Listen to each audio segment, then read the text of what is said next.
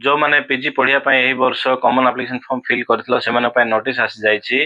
27 ତାରିଖ ଜୁଲାଇ ଠାରୁ ଆରମ୍ଭ କରିକି 2 ତାରିଖ ଅଗଷ୍ଟ ପର୍ଯ୍ୟନ୍ତ ଆପଣଙ୍କର ଗ୍ରାଜୁଏସନରେ ଯାହା ବି ମାର୍କ ଆସିଥିଲା ସେ ଅପଡେଟଟା ଦେଇପାରିବେ 2 ତାରିଖ ଲାଷ୍ଟ ଡେଟ୍ ହେବ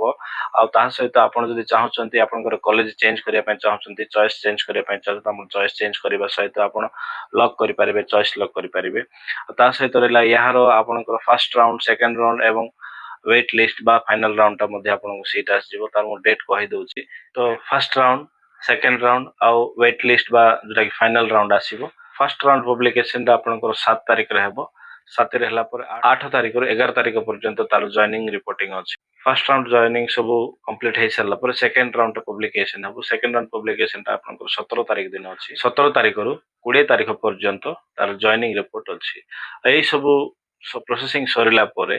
ଯାହା ବି ସିଟ୍ ଭେକେଣ୍ଟ ରହିଗଲା ତାର ୱେଟ୍ ଲିଷ୍ଟଟା ଆସିବ 25 ତାରିଖ ଦିନ ତ ଯୋଉ ପିଲାମାନେ ଚଏସ୍ ଲକିଂ କରିବା ପାଇଁ ଚାହୁଁଛ କି ମାର୍କ ଅପଡେଟ୍ କରିବା ପାଇଁ ମାର୍କ ଅପଡେଟ୍ କରିବ ସେମାନେ ଯଥାଶୀଘ୍ର ଟାଇମିଂ ଅନୁସାରେ କରିଦିଅନ୍ତୁ ତ ଭିଡ଼ିଓଟି ଯଦି ଭଲ ଲାଗୁଛି ଭିଡ଼ିଓଟି ଲାଇକ୍ କରନ୍ତୁ ଆଉ ଯୋଉମାନେ ପିଜି ଜଏନ୍ ହେବା ପାଇଁ ଚାହୁଁଥିଲେ ବା ଯୋଉମାନେ ଆପ୍ଲାଏ କରୁଛନ୍ତି ସେମାନଙ୍କୁ ଭିଡ଼ିଓଟି ସେୟାର କରନ୍ତୁ ଯଦି କିଛି ଆପଣଙ୍କ ଡାଉଟ୍ ଆସିଲା ଭିଡ଼ିଓ ଦେଖିଲା ପରେ ତ ଆମକୁ କମେଣ୍ଟ ମଧ୍ୟରେ ପଚାରନ୍ତୁ ଏହି ବିଷୟରେ ଅଧିକ ଜାଣିବା ପାଇଁ ଆପଣ ସାମ୍ସ ପୋର୍ଟାଲରେ ମଧ୍ୟ ଯାଇକି ଆପଣ ଚେକ୍ କରିପାରିବେ ଥ୍ୟାଙ୍କ ୟୁ